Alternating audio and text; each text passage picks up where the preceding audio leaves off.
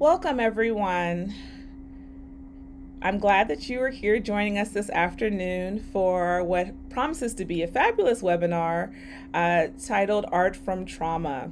I am Dr. Kalenda Eaton, Associate Professor of African and African American Studies at the University of Oklahoma.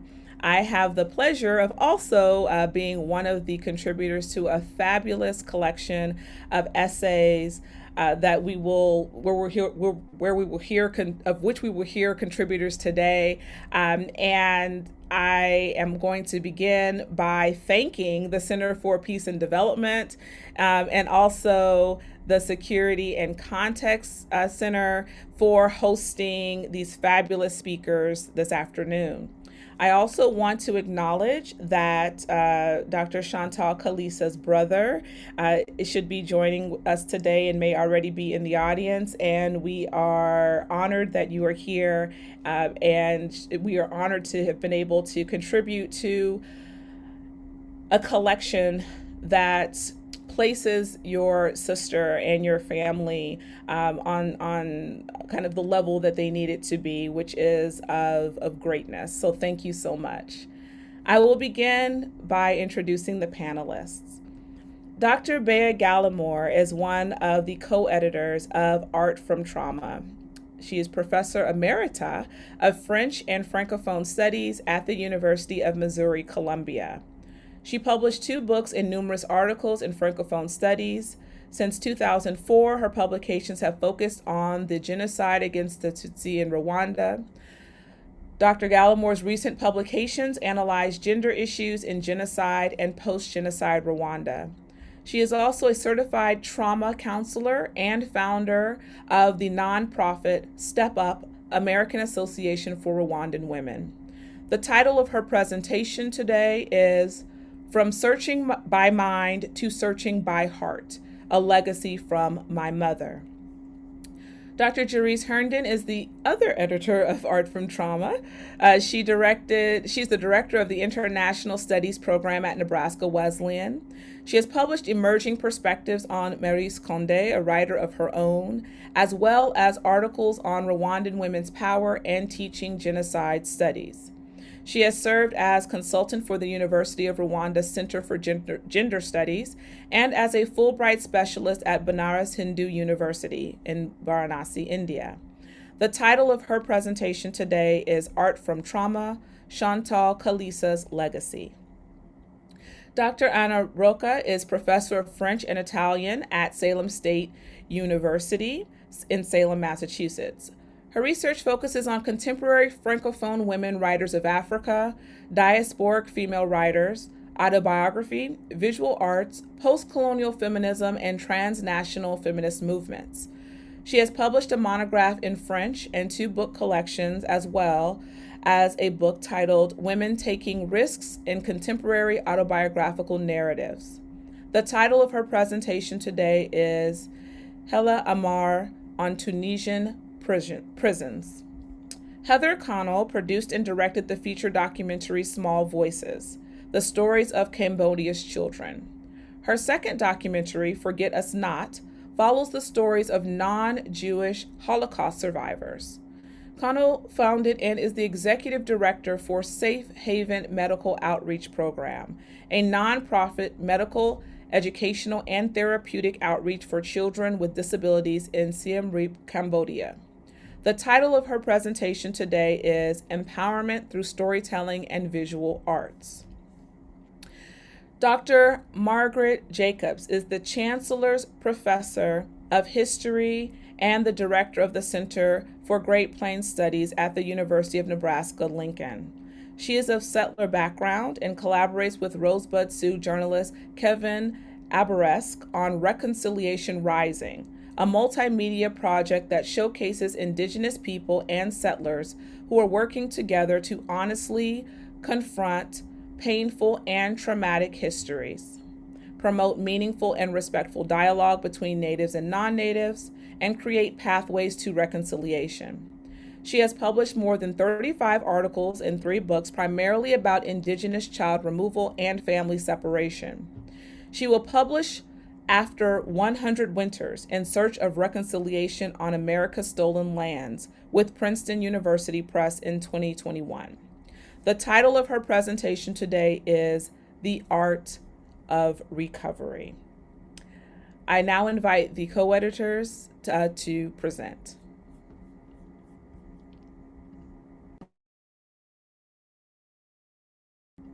Please unmute yourselves. Thank you. To be here and to present our work. Gerise has been nice to give me 10 minutes, and I will try to do what I have to do in 10 minutes. But one thing I'd like to bring out is my work in Rwanda doesn't have anything to do with art at all. So, but my research does something to do with art of telling the story and the empowerment of it. So maybe that's where I'm going to go. And to do it, I like to tell my own story, my own testimony. In the fall of 1993, I was an assistant professor at University of Missouri, Columbia. I just received American Council for Learned Society Fellowship, ACLS, and the University of Missouri Research Leave to do research on the representation of violence against women in the books of an African Francophone writer, Clarisse Bela. It was surely a ticket to tenure. And in the spring of 1994, it was a ticket to tenure, especially since I have 2 years, but in the spring of 1994, the unthinkable happened. The genocide against Tutsi in Rwanda, which took also 5 members of my family, my immediate family, including my own mother, who lived in Congo and who happened to be visiting my siblings in Rwanda. So I'd like to start by talking a little about my mom. And this is a story, and I want to bring it in the context of oral story. When we were young, after we moved in Congo, in the middle of the 60s, when we were chased out of Rwanda, we were in our modest home in Congo. My mother would send me or one of my siblings to go find the lamp in the house so that it could be cleaned and lit up for the night. Often, it was already dark inside our modest house, making it really hard to find the lamp. When I was the one in charge with the task, I would always come back empty-handed. My mother would say to me, "Go again, search and search." By the way, that's the word in Kinyarwanda. Go search, shaka, and shaka. And the word to do research, or a researcher, is gushaka shaka. So somebody who search and never found and continue to search on and on. So that's a researcher. But my mother, I hated that expression. I always ask myself, how in the world could one search the heart in the dark, with the heart in the darkness? As a scholar and a researcher teaching at the University of Missouri, I was to searching with my mind. When I suffered a personal tragedy, I remembered my mother's words, and I resolved to search by the heart. And with that, I was successful in finding personal peace and a way to contribute to peace building through my work, in finding personal and also finding my own peace. And through my work as trauma counselor, but also through my teaching, my research, and also as humanitarian with Step Up American Association for Rwanda Women. Not only I owe many thanks to my mother, I owe many thanks to many Step Up friends who helped me to rekindle my own light and and the light of many women of Rwanda that Step Up has been assisting since 2006.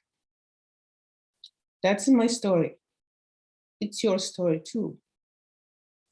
I tell it to you, and you can tell the story as many people as you wish. If you forget to tell this story my way, use your way, because it is your story. Otherwise, if you don't tell the story, your stomach would explode. That's what my grandma used to say to us about evening story. She used to tell us that if we don't tell them, especially since there were scary stories about animals eating the kids or this, our stomach will explode. Because a heavy story, such story need to be told so nothing can happen again.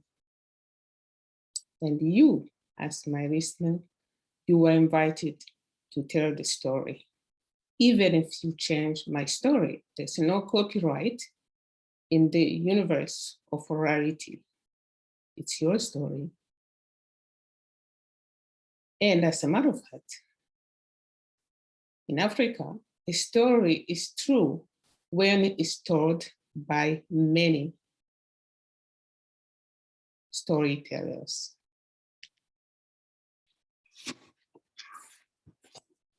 When this happened, I struggled to finish my book. I decided to go to Rwanda in 1994. And I met women who had been traumatized when I was looking for my sister, the only one who survived. She was in a compound with women. And when we saw each other and started to cry, we were stopped. We were told that we are lucky because we have each other. We don't have the right to cry. So I didn't have a right to hug my mother. And I was not a survivor anyway. I was in the USA. So that put a distance between me and them. So I went home, but thinking this is not a way to live, because these people are going to have big problem with their own trauma. When I got home, I was able to get my family member who came back in 1994 around Thanksgiving. So I had to help them to settle in Rwanda. During my assistance, that's when I was able to be in touch with the people at the International Trauma Counseling Center. And there I was invited to take a workshop in trauma and counseling. And there I found myself through this teaching, my problems, the issue of memory I was having, which was being burnout teaching, thank God, with a moderate, but also having a car accident, my first. And I thought for a while I was sick, but then I was told it was the trauma. In discovering myself and discovering what was happening in Rwanda, then this desire to go back to Rwanda and create a trauma counseling center, that's when it was born. So in 2003, I was very lucky to be invited to speak. That time I had finished with a lot of struggle my book for tenure, to get a tenure. But meanwhile, I started searching in how I can study the women. I did study about rape, about violence, but it was in fiction. How now I was going to study about women who have been raped, who have lost the loved ones, their kids, their husband. How am I going to do this? So I had in mind right away that if I have to do this research, it has to be research and restitution. So I decided that I got to do something like finding a little house where they can meet and talk about their problems. But the project ended up being bigger than I expected, and it becomes a counseling center, Sangha Center, which was done and finished remodeling in 2014 and completed done in 2016. If I have time, I will show pictures of this. But also I was still teaching. I have to introduce some of the courses on genocide studies in my teaching. So like a seminar on autobiography and testimonial writing. So that was easy at the graduate level. At undergrad and graduate, like capstone, I was able to combine some of those courses where I can maybe teach about somehow violence on women, but at the same time introduce something on genocide in Rwanda. And then we start working in Rwanda and giving trauma training and no counseling. We don't do counseling. I bring the specialists in trauma and counseling who go to Rwanda with me after I have prepared them, because they need to know the tradition. So especially in a country when everything was so hard, we needed not to do any faux pas. So I will take 4 or 6 them and we go and give those courses and I will be translating. But we don't usually give counseling. We teach people in leadership, like the clergy, the nurses, the school teachers, so the people who are in contact with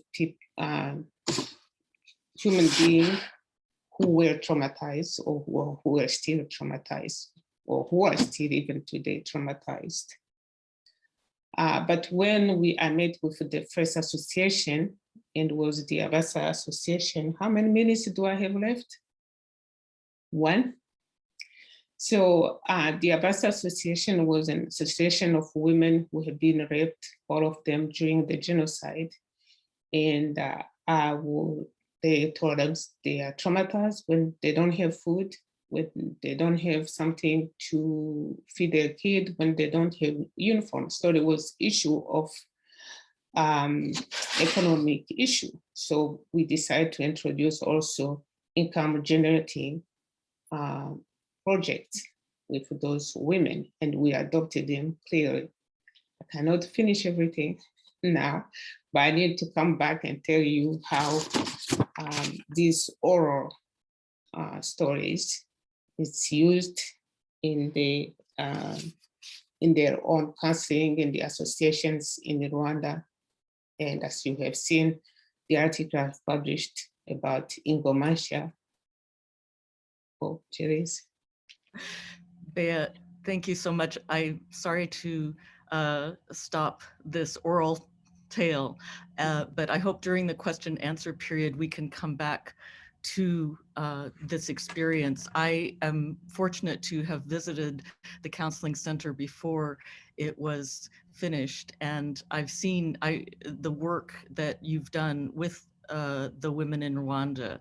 And I've seen the power of the oral tradition. In fact, that's part of what Chantal's scholarship was about theater and the oral tradition, and how theater is an art form that works perfectly in societies with the oral tradition and works towards healing. I first met you, Bea, in 2009 on the study abroad program that you and Chantal led to Rwanda, and that program changed my life. It was the first time I'd looked squarely at what human beings can do to one another, while other human beings stand by and watch and justify their inaction. The international community justified its inaction during the genocide against the Tutsi by dehumanizing all participants. And I wondered what was the difference between perpetrators and bystanders. And I marveled at how you and Chantal Kalisa could look unflinchingly at violence. And then I saw how, given how your families were affected, how you both were survivors of and refugees from the pogroms against the Tutsi, how you managed to give back through working, continuing to look unflinchingly at that violence. And I began to see also through those women's groups, through Abasa and the other women's groups, how they continued to live in the trauma and yet to work through it, how that trauma was embodied and how that they greeted us when we arrived with singing, clapping, dancing, still in trauma, but moving through it, expressing it. And that what I might consider a form of art was not separate from their healing, how art and healing were linked together. I was amazed at Rwanda's national discourse about trauma and healing, and was particularly interested in looking at how women have healed from sexual violence. And when Chantal Kalisa, for whom this book is to whom this book is dedicated, when she died unexpectedly and tragically soon after her 50th birthday, it was, of course, a devastating loss to her family, to her sons, to her siblings, but also it left a hole in genocide studies. And so, Bea, when you and I spoke about how best to honor her, we wanted to elevate her work just as she had elevated the voices of survivors. She insisted that the voices of survivors be primary, not those who would deny, not to waste time arguing with those who would deny the reality of the genocide against the Tutsi. And so this collection republishes her work on theater and highlights her oral presentations at genocide commemorations, and then brings together these scholars, some of whom are here today, who also look squarely at that violence, who also face what seems to be unbearable, and who listen to what seems to be unspeakable, and they respond, and then they tell that story, they add to the story. And so not only do they speak, they write, they drum, they dance, they film, they paint. There are all kinds of expressions that are healing and that embody the trauma and the healing. And so our work in this volume encourages people to bear witness. When I visited and heard from survivors and asked what I, as a foreigner, could do, one of the stories that I kept hearing was, tell our story, bear witness, go back and tell the truth about the genocide against the Tutsi. So And we hurried. The women ask us, we usually ask the women, our students ask the women, what should we do? Tell the story. Yes. Yes, so that's what we encourage others to do, to look squarely, to have the courage to look in the face of what seems unbearable and to bear witness. And that may seem daunting, but as Margaret Jacobs, who is our next speaker, showed in her essay contribution to this volume, we don't have to do it all at once. We can allow ourselves to be beginners, and we can take baby steps in the direction. Oh, I believe Anna, I'm sorry, I misspoke. I thought Margaret was next. I believe Anna Rocca is our next speaker. Thank you.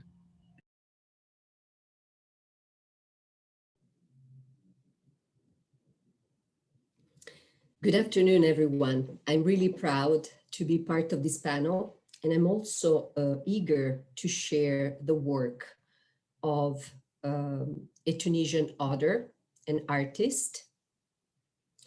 Her name is Hela Amar. Bear with me 1 second.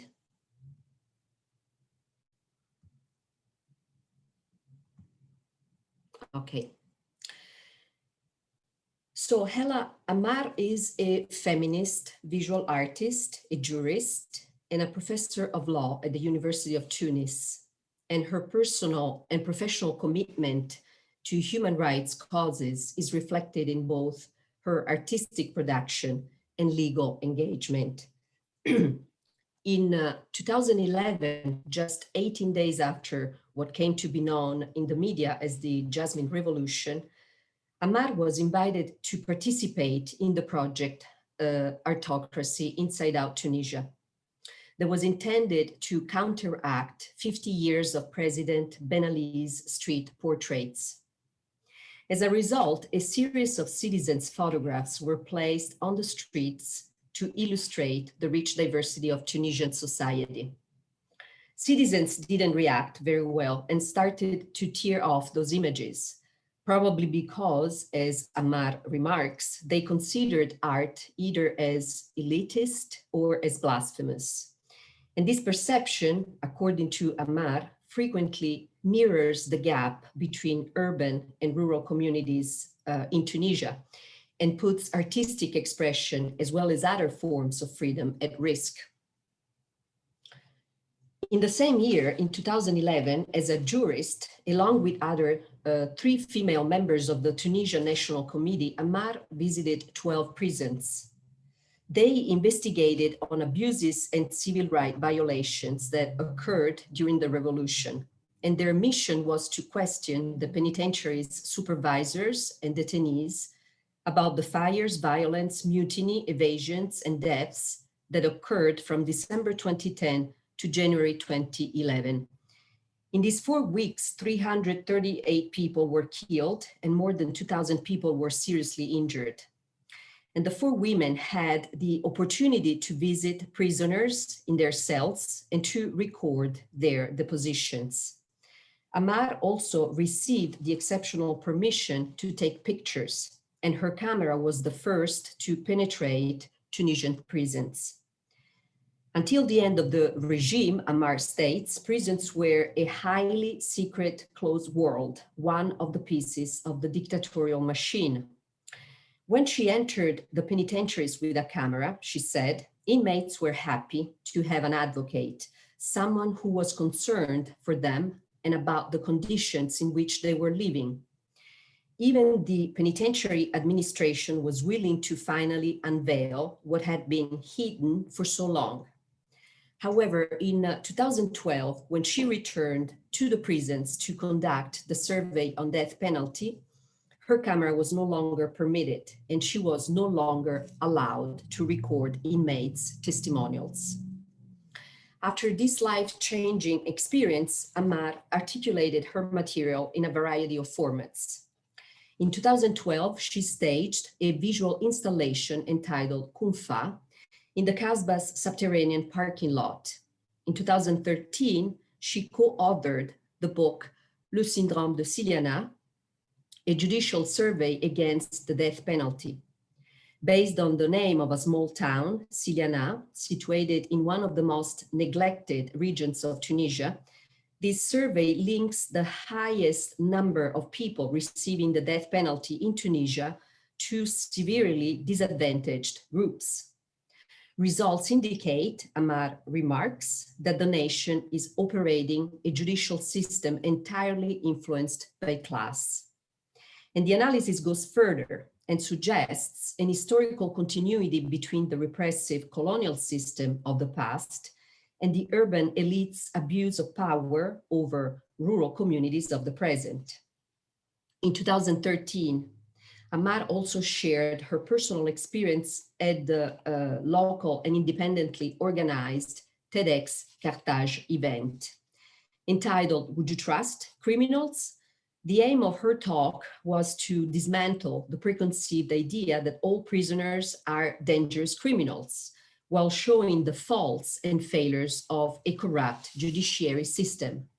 She also shared some prisoners' stories to encourage the audience to reflect on the concept of humanity, on the perpetuation of the violence and deprivation inflicted on prisoners, even on those who have yet to be convicted of wrongdoing. Finally, in 2015, she published Corridor, a book of photographs and text. The decision to present the material in different formats speaks about the artist's engagement on multiple fronts and to her intention of reaching a broader audience. Kunfa and Corridors share the same photographic material from 2011. In the Casbah's subterranean parking lot, Amar recreated the atmosphere of the prisons she visited by placing photos in very large formats on the walls and adding the sound of prisoners' murmurs. She also installed a cell made from birds' cages with a rocking chair in the center and invited people to sit and be immersed in the experience. And for the first time, the audience was confronted with an often repugnant and unbearable reality. Amar said that only few visitors had the courage to enter the cell. Nonetheless, the installation attracted interest, and one visitor's reaction was particularly meaningful for the other. An old man in Sfax told her that he had been mistakenly incarcerated and tortured under the Ben Ali's regime for questions of religious beliefs. And after seeing Kunfa, he was grateful that someone had demonstrated the state of prisons for the public to know the horror that prevails there. But it is Corridor that best exemplifies the audaciousness and magnitude of Amar's denunciation.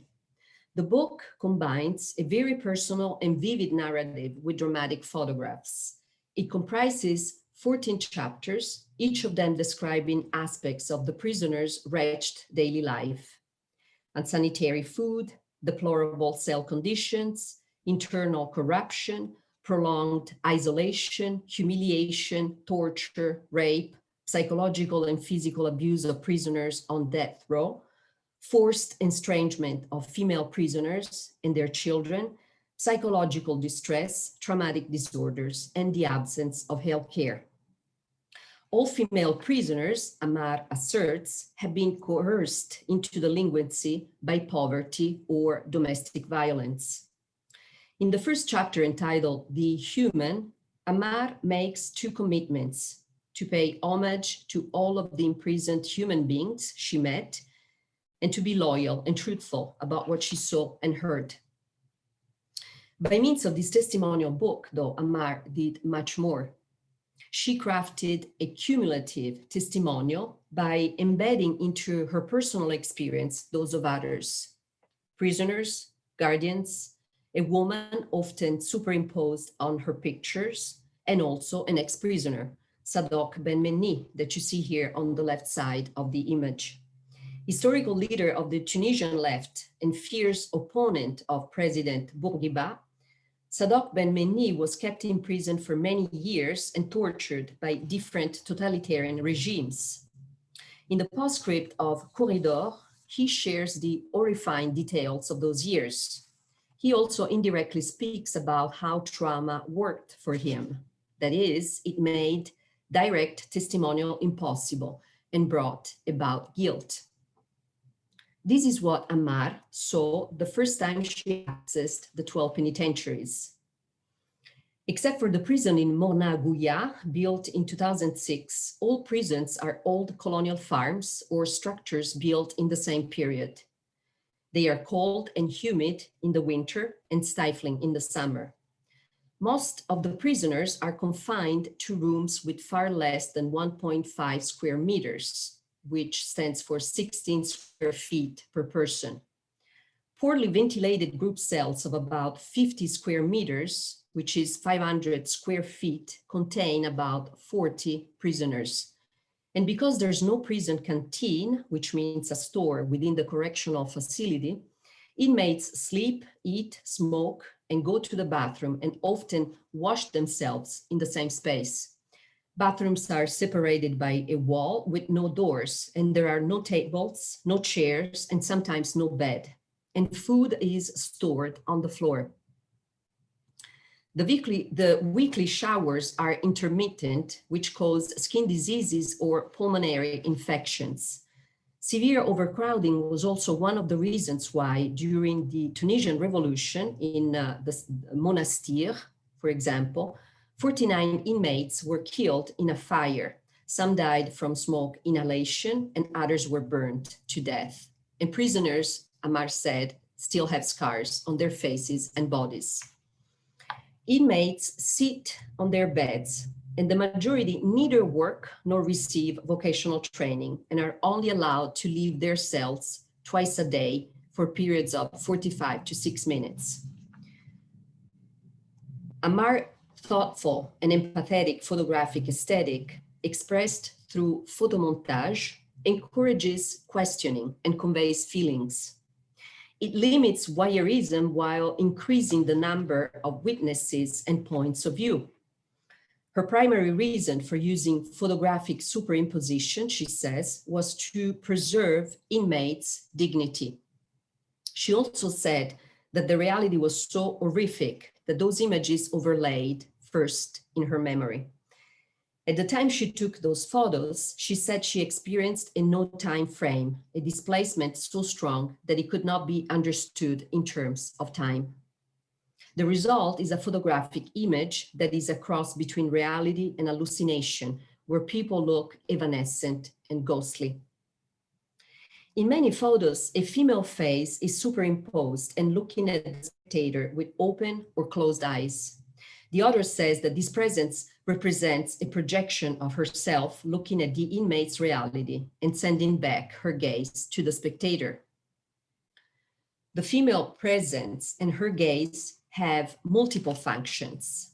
It acts as a limit and a filter to the spectator's voyeurism. The woman sees what the spectator cannot.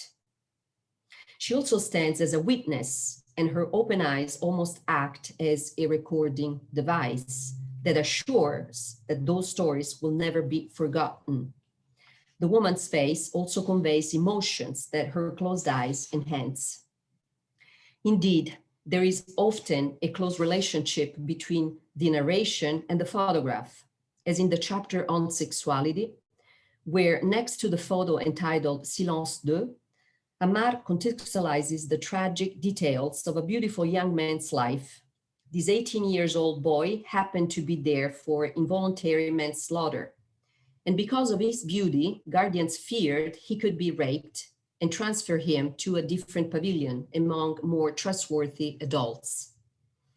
On the following page, the photo entitled Regarde un accompanies Amar's reports of 2 rapes. And while she ends the first description by stating that, I quote, the penitentiary administration will call this an unfounded rumor, she thus concludes the second, I quote, after several officers have testified that they knew about the rape, saw and heard the victim sobbing as he recounted what happened to him, the prison administration will categorically deny these facts. To conclude, by calling into question the concept of humanity, Amar challenges the prejudice against prisoners that citizens unconsciously internalize and aims to reawaken public awareness, to encourage scrutiny, reflection, and to open a cultural dialogue among Tunisians that begins with art.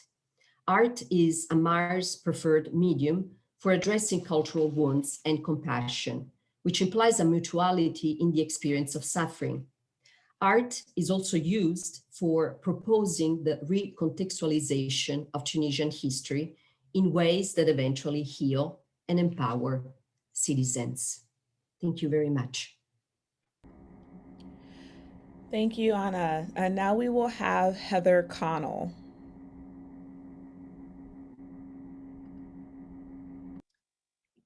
Thank you. Good afternoon.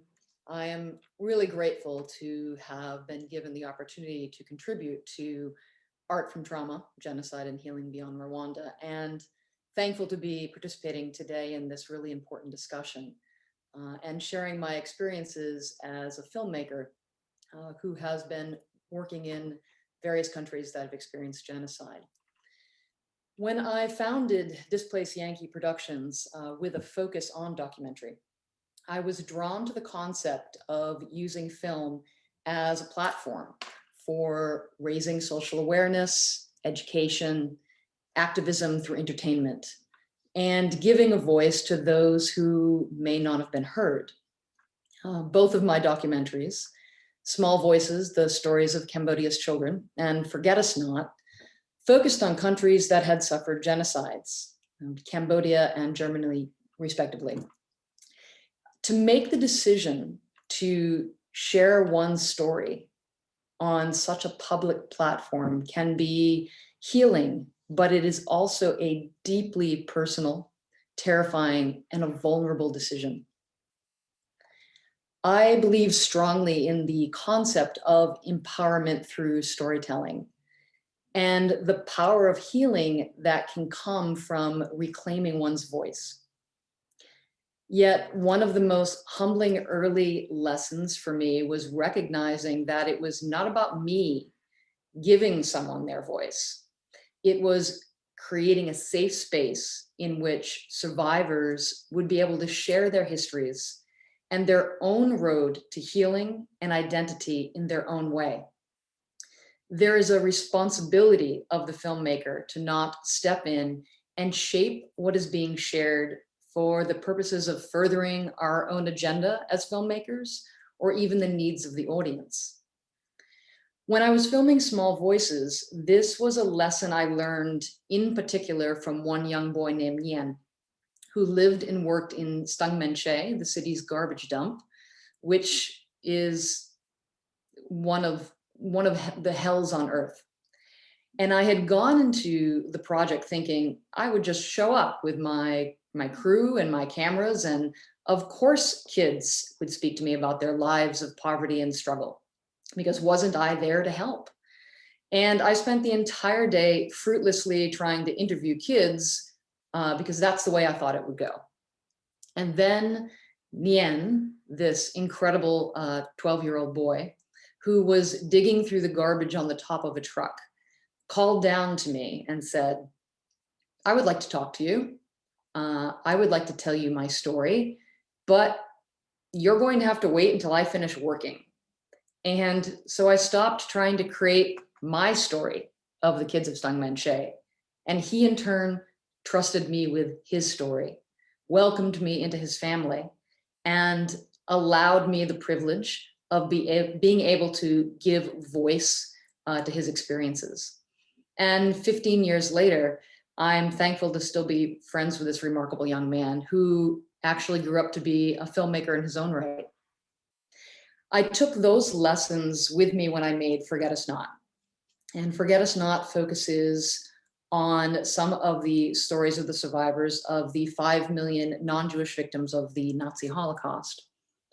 Prior to even bringing in my film crew, I instead spent months getting to know these incredible individuals through calls, letters, and personal visits. And in the end, it was going to be their choice whether or not they wanted to be on camera. And to be trusted with their stories was a gift and a responsibility. Many of the survivors that I interviewed for Forget Us Not had waited decades before speaking their truth. And in some cases, even keeping those stories from their own children. But when they finally came to the decision to share their story, it always included a desire that by sharing their history, they could empower others. And that was part of their healing process.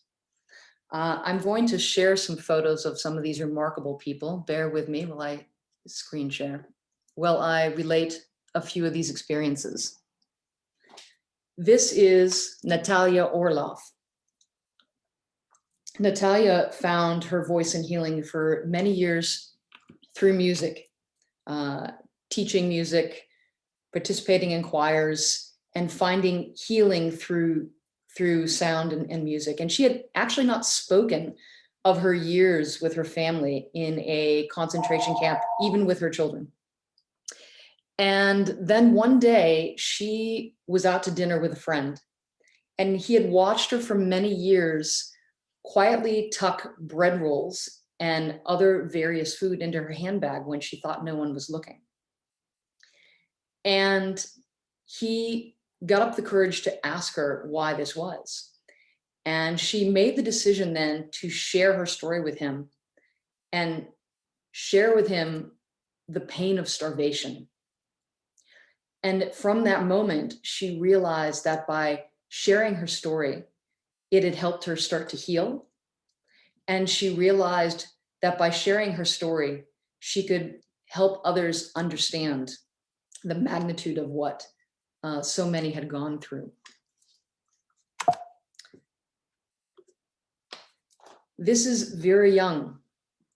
Vera, what a remarkable woman. She was a Polish Catholic woman I interviewed who lived in Virginia, who lost her entire family and spent 4 years in a concentration camp and later was on a forced march. After the war, she wound up marrying an American GI, and she spent most of her life dealing with nightmares, fear of loud noises. She would hide behind doors or under beds anytime that there was a thunderstorm or she heard a car backfire. She was afraid to share her story because she truly believed that she didn't think anyone really wanted to know. And we wound up developing a wonderful friendship and spent a lot of time together. And she came to the decision to be on camera. And for the months leading up to the actual interview, she was so excited. She kept telling me that she couldn't wait, and we would be on the phone and she'd say, oh, you know, is it here already? When are you going to come back? I can't wait to finally tell my story. And during that interview, it was such a powerful moment. She shared very personal details. She cried, she laughed, and she felt a sense of relief in being able to give a voice to her story. And 10 days after the interview, she passed away quietly in her sleep. Friends and family told me that she had said that she felt she could finally rest because she was able to share her story and know that it would help other people. And it healed her to know that other people actually wanted to listen. In Art from Trauma, I shared the story of Chaya Stojic, a Roma survivor I had interviewed for Forget Us Not. And Chaya had found healing early on by visiting schools and telling her story to students. It was very important to her, that concept of never forget. And she felt by sharing her story and her personal experiences with younger people, it was a way of honoring that. And it was one of those students that led to her work as an artist. A young man that was deeply moved by her story asked for a memento to remember her by, so she painted him a picture. And she told me it was like opening a floodgate inside of her. She had no formal training and had never painted before, but suddenly she couldn't stop. She found healing in artwork, both through powerful paintings of her very nightmares of being in various concentration camps, shown here in two of her works, including her time in Auschwitz, where she was tattooed, and her time in Bergen-Belsen. And you can see here on this painting on the left, this is her mom holding her younger brother, staring out from behind the fence at Auschwitz. And then to the right was her imagining of their time in Bergen-Belsen. By painting these pictures, it helped her heal from her nightmares, the images that she would see when she closed her eyes at night, and give a powerful visual voice so that others could understand what she and so many people had gone through. She also painted pictures of beauty and joy. This painting that you see here currently hangs in my home. It was a gift from Chaya after we had sat talking late into the night one evening. And it shows her surviving brothers and sisters dancing in celebration of both survival and finding one another again after the war. She called it jubilation. And she gave it to me as a reminder of hope and healing. Many of the survivors that I interviewed for Forget Us Not have since passed on. But through their bravery and their willingness to share their stories, their history, in the hopes of empowering and educating others, they've left this lasting legacy of healing. And they've given us the gift of their words and their truth. And I hope it's a legacy that we will continue to learn from and to honor. And thank you for allowing me to share. Thank you so much, Heather. Now we will have Margaret Jacobs, and then after we will move into an open discussion with all of the panelists in Q&A. Thank you, everybody, for being here. And I'm going to share my screen. And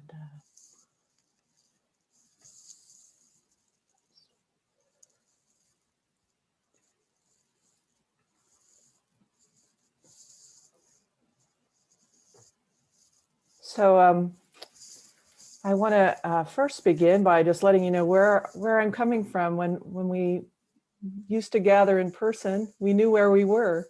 But I'm speaking to you today from Lincoln, Nebraska, which used to be the homelands of the Oto-Missouri people. They ceded the land that became the city of Lincoln. It's also the homelands of other native peoples, including the Ponca, the Pawnee, the Omaha, and the Winnebago, who moved into this region, as well as the Lakota.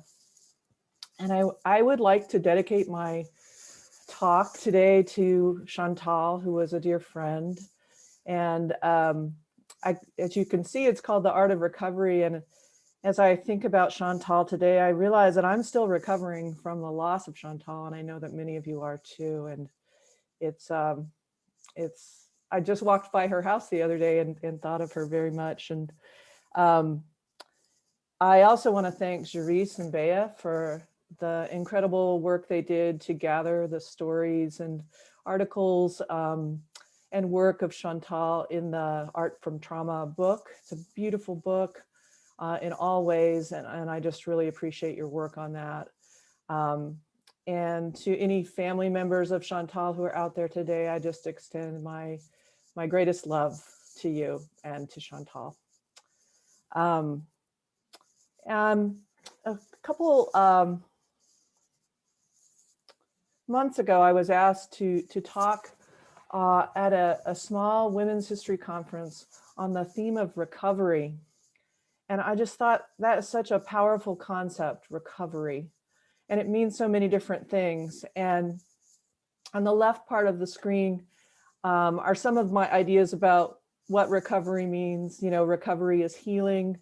Recovery, some of us in the historical profession think of our work as a kind of recovering the past.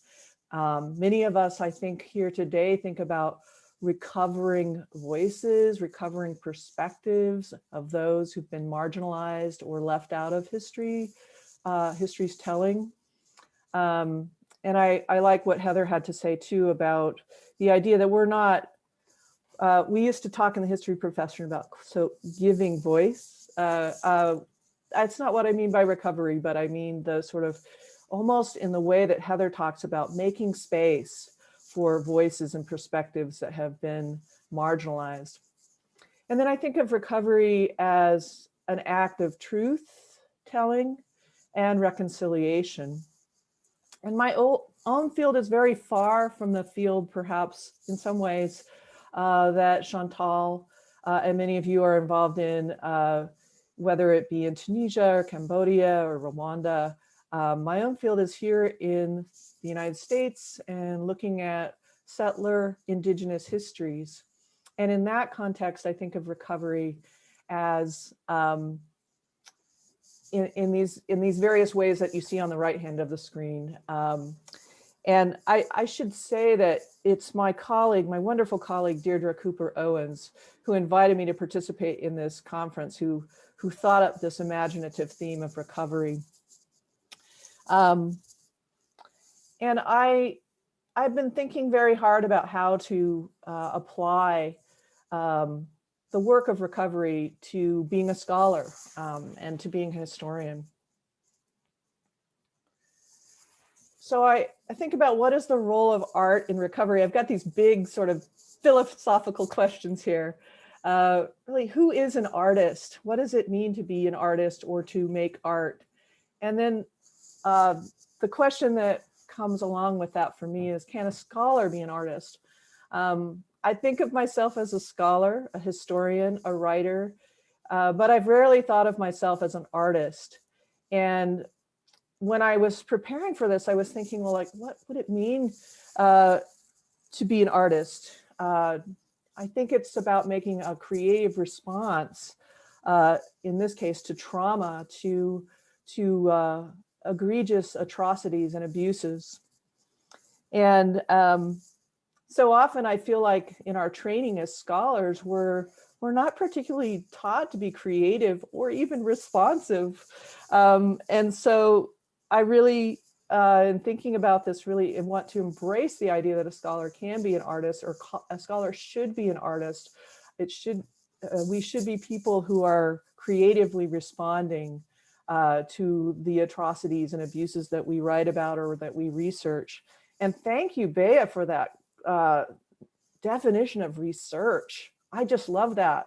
That's going to sort of guide me for a very long time, the idea that we never stop searching. So one thing that I really think a lot about is what is my responsibility as a person of settler descent and as a trained historian who has written about such atrocities as Indigenous family separation, Indigenous child removal. What is my responsibility as a settler to do that? I'm a member of a group that's responsible for land dispossession, violence, child removal, grave desecration, and so many other abuses against Indigenous peoples. So I think about, well, what is my responsibility as a scholar / artist? I think one of them is to be vulnerable, to know that I'm going to make lots of mistakes, and but not let that stop me from being, I guess you would call it, an upstander. And when I make mistakes, to admit them and to own them. I think about, as a historian, one of my responsibilities is really to unlearn a lot of the history that I was taught, and a lot of the historical methods I was taught, and to relearn different histories and relearn different methods.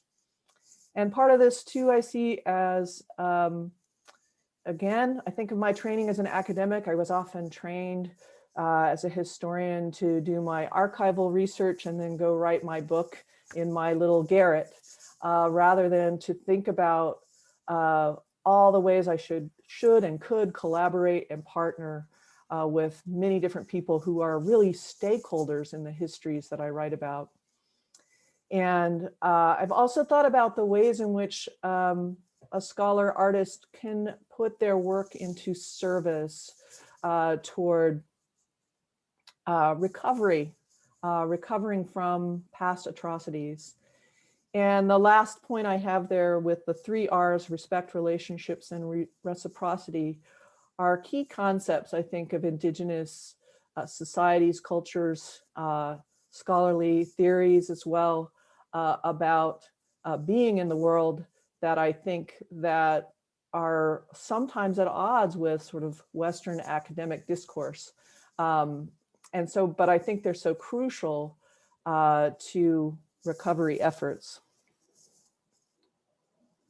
So I'm just going to briefly share with you a couple ways in which I've tried to put these things into action in collaboration with Indigenous partners. And I have to say that Chantal was such a close friend, and we had many, many, many talks about reconciliation, truth and reconciliation, healing, recovery. We didn't say, oh, let's meet and talk about this. We would just go for a walk, and then suddenly we'd veer for a while. We'd talk for 10 or 20 minutes about these really serious matters, and then we'd go back to talking about what we were going to make for dinner or something like that. But I think Chantal has had such an enormous impact on me and how I've shaped my own life and shaped my own intellectual path. So one of the projects that I started with many other people back in 2017 was, it's called the Genoa Indian School Digital Reconciliation Project. And if you're not aware, Indian boarding schools were a very incredibly damaging and devastating federal Indian policy against American Indian people that required family separation and indigenous child removal. So what we did in this project is this is really a recovery project. It's recovering thousands, hundreds of thousands of government records and supplementing that with an oral history record, and then returning it to the people, the families, the descendants of those who were put in the Indian boarding schools. And so it's a recovery effort. It's also, we're carrying it out in a collaborative partnership with the 4 tribes that are based here in Nebraska, as well as some of the representatives of the Pawnee people who were displaced from the area where the Genoa Indian boarding school was put up. So this is just one of the ways in which I've been trying to think about how I, as a settler, can do this more responsible scholarship and more creative scholarship. Another way is a project that Kalenda mentioned at the beginning that I co-founded with Kevin Abbas called Reconciliation Rising. And our purpose is that we are a multimedia project. We started out doing podcasts, interviews with, usually we do an interview with both an Indigenous and non-Indigenous person who are working together in some way on some project that's engaged in trying to confront the past and then heal from that past and move toward reconciliation. We started out as podcasts, but we quickly started work on a film. We have a 10-minute film coming out in another couple months, and are then moving on to an hour-long documentary. And one of the people we met, this is Kevin on the far right, me on the left, and in between is a man named Taylor Keene, who is a member of both the Omaha Nation and the Cherokee Nation. And Taylor is very involved in bringing back indigenous foodways and explained to us very much how that's a sort of product of reconciliation. So we're a multimedia kind of creative project, but we're also trying to document all the creative ways that people are responding to and trying to heal from past atrocities. I'm trying to see how we are on time. I'm going to try to be really kind of quick here. One of the concepts, and I think this gets back to something that Chantal and I used to talk a lot about. Oh, sorry, Kalenda, 5 minutes. Oh, okay. So I want to share with you something that Chantal and I talked a lot about. And I think many of you share this passion that we both had for women, for making sure that women had their full liberation and rights. And so one of the movements that Kevin and I have been documenting is something that Taylor told us about. He told us that in bringing back indigenous foodways, that he was engaged in an act of rematriation. And he explained that a lot of indigenous women have started to use this concept. So some of you may be familiar with the phrase repatriation. It's a phrase a lot of American Indians use to talk about the repatriation of Native American ancestral remains and grave objects. It can also refer to the repatriation of land. But a lot of the indigenous women who are leading this movement to restore their foodways call their movement rematriation, bringing their seeds back to the land where they were grown.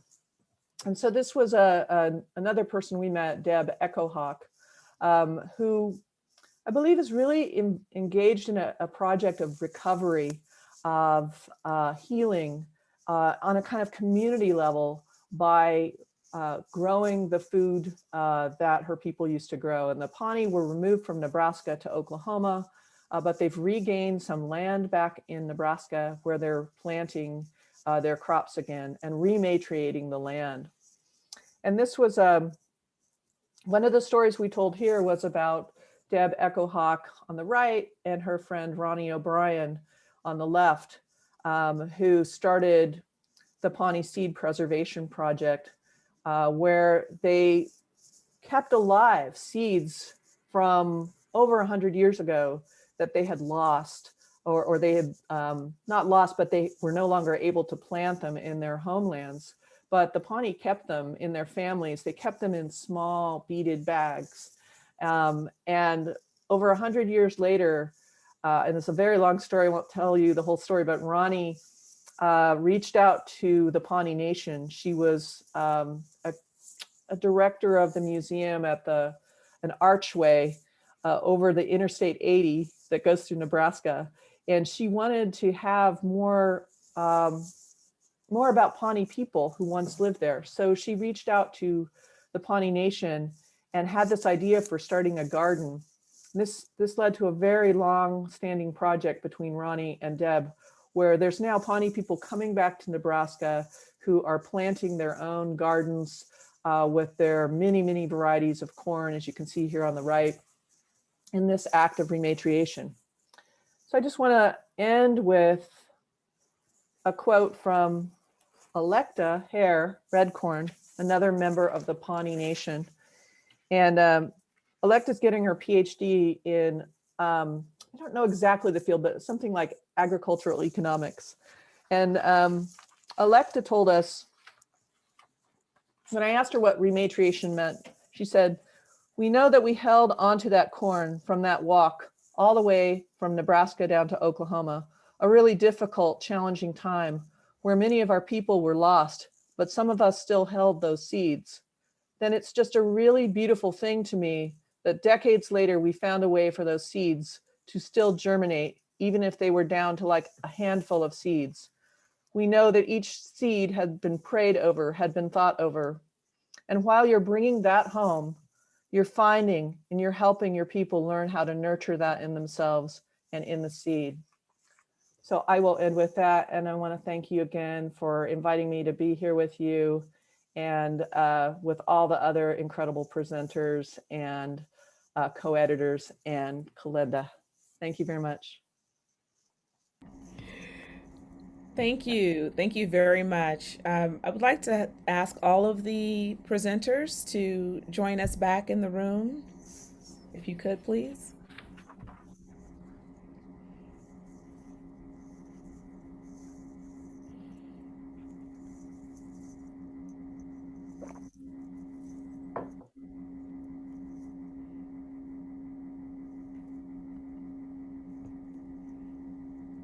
All right. I think everyone's back. Is everyone back?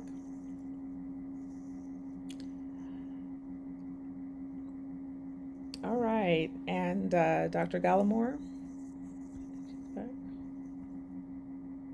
I am my best. Okay. Can you see me now? Yes. All right. So let's talk a little bit. We have some time here. We do have a couple of notes in the chat. Sorry, in the Q&A. But before we get to the question, I do want to ask, in terms of your projects now, right? I mean, there's so much richness in terms of what we've heard today. I'm just wondering what these projects mean for the communities in the present day. I know some of these projects are more current, some, you might have started a few years ago. And so I'm wondering, especially over the past year, as we've been kind of in and out of different pandemic states, I'm just wondering if you've had a chance to really think about your projects and kind of what they mean or could mean for these communities now, if anyone wants to start. I can start. Great. For our case, for example, the counseling center is closed because of COVID.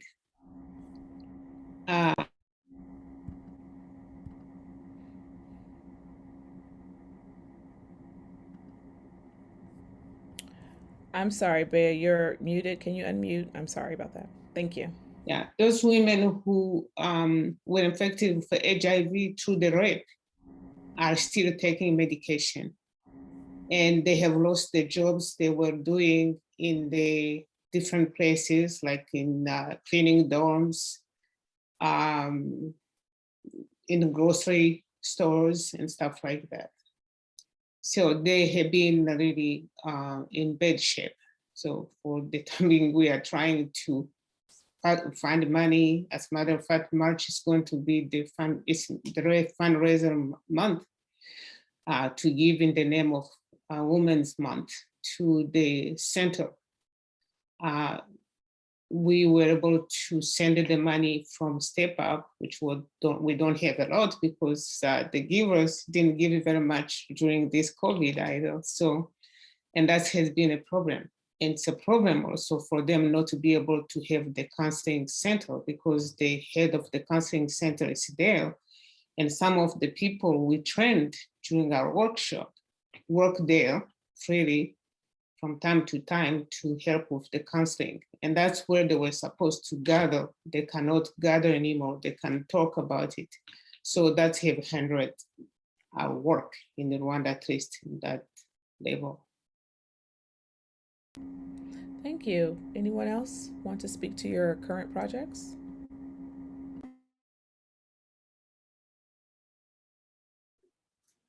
I can just briefly speak. Well, currently I'm actually not working on another documentary, which is entirely due to COVID and the inability to film safely. The stories and the sharing of these stories from Forget Us Not and Small Voices is something that I'm currently working on relaunching in the next few months. Both of the films, although they're slightly older, Forget Us Not is a few years old. Small Voices was made in 2009. Both are relevant topics today, tomorrow, and for many years to come. So right now I'm working on relaunching the films and making them available to a broader public. Thank you.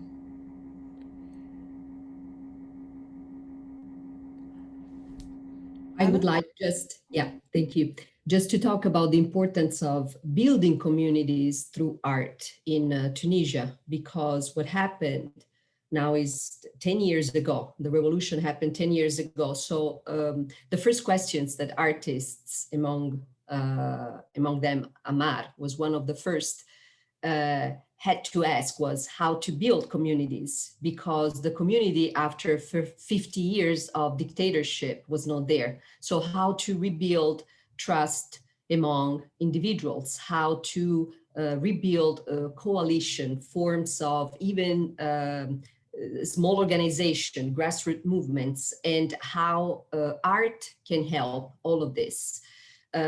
So it was interesting that above all female artists came to different projects in which art reappropriated reality in the sense of acquiring a physical dimension, a material character to reach also rural communities. So what happened was that the female artists in Tunisia, they asked citizens to come together. So that was the new exploration of art, which also means self-expression, creativity, but also being together. So more than telling stories here is building art from the rest of the remnants of the burnt cars, or probably you know all that has been done immediately after the revolution. So which has been described as a relational aesthetic and also communal aesthetic, because what they did, and is very important, was to recreate civil society. That is the opposite. Of course, when during dictatorship, civil society is exactly completely oppressed. So informal associations are continuing to help in that direction. And about the prisons, in the same year of Corridor in 2015, the International Film Festival started to project movies in the prisons, and that was the first time. So not only that, but they invited public from the city, from every place to be together. So here we have, for the first time, inmates with regular citizens. And so that was one of the things that happened since 2015, and that is organized pretty much every year. And so that tells you also one more thing. It is a way to propose art that is not conflictual, that is not in opposition with the system, but is an alternative view. And that's why female artists were so much important in that, to create space in a different way for creativity and for people to get together, no matter about social classes or divide between rural community and city. Thank you. And Anna, there's also a question for you actually in the Q&A. I'm wondering if the images that you showed appear in the book, and if not, if you'd be willing to share your PowerPoint. Yeah, the images are from the book. The problem with this book is that it's not international distributed. So not so many, for example, is not available in here in the US. So not so many were able to find it. So the publishing company is in Tunisia. And I'm not sure if the person would like to see okay, so the title is Corridor, and has been published in 2015. Kalenda, is that what you? Yes, I think I'm wondering though if the person was asking if the pictures were in Art from Trauma. I'm not sure No, if that was the book they were asking. No, the pictures were not included in the book, in the article, in Art from Trauma. Okay. I just showed it today. Okay, thank you. But they can find the pictures in the other text. Yeah, absolutely. Thank you. Bea, Sally has said hello, and also this is from Sally. I loved the anecdote about your grandmother telling you that if you didn't tell frightening and traumatic stories, your stomach would explode. The expression, in the figurative and literal sense, of trauma through the telling of one's experience has benefits for both the teller and the listeners and the future. I'm curious about the retelling of a story, both for the teller and listener, thinking specifically about Susan Sontag's statement that repeated exposure to the same image, for example, strips the image of its power to affect the viewer. What is the effect of repeating one's traumatic experience on the teller and the listener? That is the heart of the question here. Can you speak a bit? I'm sure all of you actually can speak to this as well. Yes, I have read the question already. Mm-hmm. Yeah, it's a good question. but again, I want to come back in the universe of orality. And since Sally is a professor of Francophone studies, and she most likely has taught one or read Tahar Ben Jaloul, the Tunisian writer, about the child of sand, l'enfant de sable, which was told by men tellers, and at one time, and the child in question, l'enfant de sable, disappears. So the story disappeared, and the teller, some of the teller were eaten by their own words. Okay, so it's the power really of the speech, the power of the words, which in this case, what matters is the artistic way to tell that story, what matters, and convince the audience. But the propriety of the story by me doesn't matter anymore because somebody has taken the story. By the way, do not take my story, but I just want to give you an example and also to record that the first part of the book, where the story is told by colleagues and by friends about Chantal Kalissa. What a way to remember an African woman through those stories. So in this case, the power is not the propriety, the person who possesses, but more or less the power of the word as the verb. And once I speak, I create. And by creating, I produce this speech that anyone else can work on. So it becomes collective. An example I can give is an example of the Abassa. The president of the Abassa, those women who look like who have been raped, that's what it means, Abassa. When we will intervene each one to know the needs and also the level of trauma of these women, the president, everybody gave the testimony, and then the president came the last. And when she started telling her story, I was shocked that her story was like a gathering of all the stories told by those women. She took some parts of her own story inside the story of the women. These are the women also who need to go and testify the justice. So I asked her, what? It looks like so-and-so has given this testimony. And she said, I'm the president.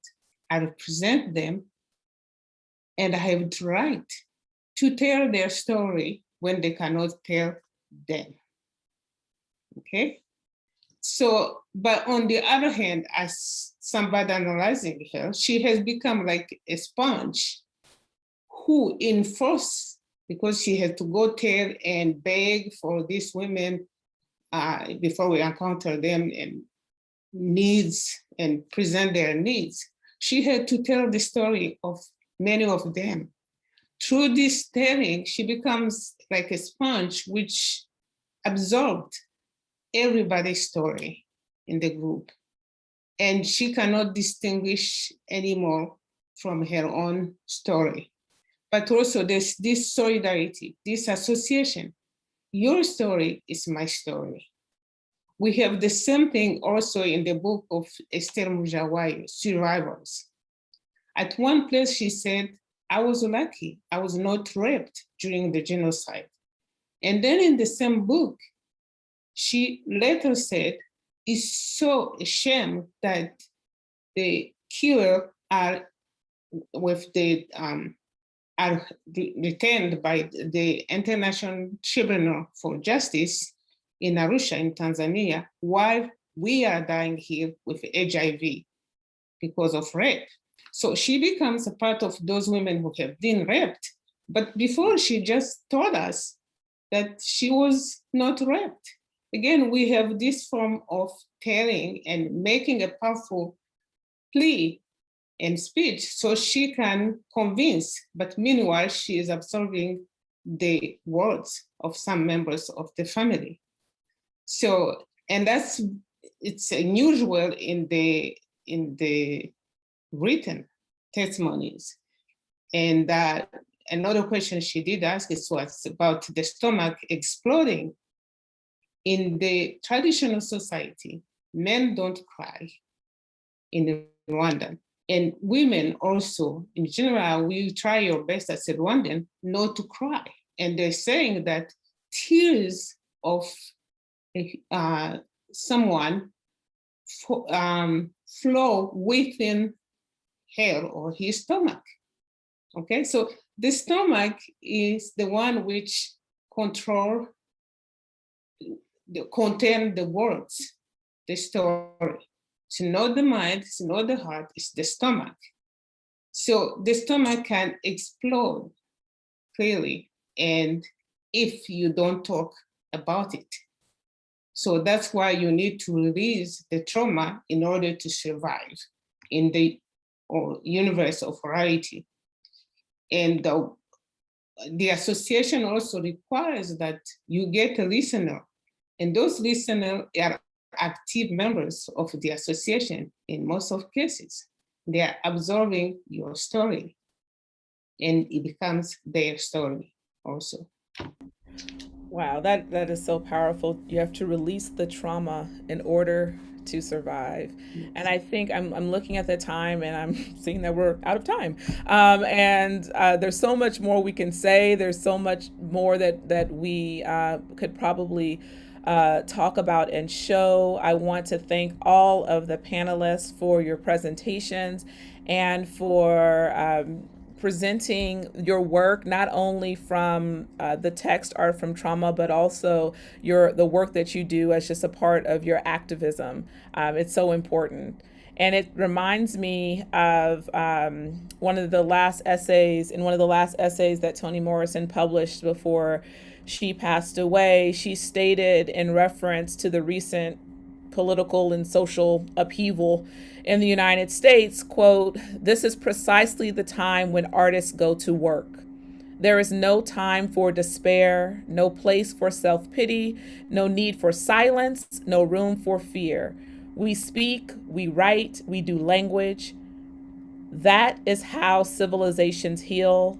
Like failure, chaos contains information that can lead to knowledge, even wisdom, like art." And so this relationship between art and healing is so important. And that quote really resonates with me because one of the quotes that I didn't think of at the time as a quote, but one of the last conversations I had with Chantal included what I now think of as a very powerful quote. And she was talking about how we cannot live within a culture of fear, that we have to face whatever it is head on. And I've always thought about that, and I take that with me. And as was just stated, we have to do this in order to heal, in order to create, in order to affect change. And it's just so important. And I thank you all. I thank you, Bea and Gerise, for editing this fabulous volume and for allowing myself and others to be a part of this to honor Chantal. So thank you. And I will turn this over to John Harris, who is representing the Center for Peace and Development. I believe he will have closing words. Hi, everyone. Just thank you all for being here. And thank you to the panelists and the wonderful work that you presented and the provocative things that you've said. I think we will all take important things away from this. I just wanted to have a brief moment to introduce the Center for Peace and Development. We exist here at the University of Oklahoma to learn from communities that are building peace either in conflict, in the midst of conflict, or in post-conflict situations.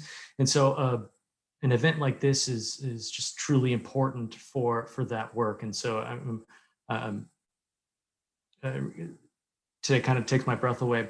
I also want to just have a shout out to the Security and Context Network, of which we are a part of, and they helped fund this through the Carnegie Corporation of New York. That's really all I wanted to say, and just to thank all of you once again. Thank you so much.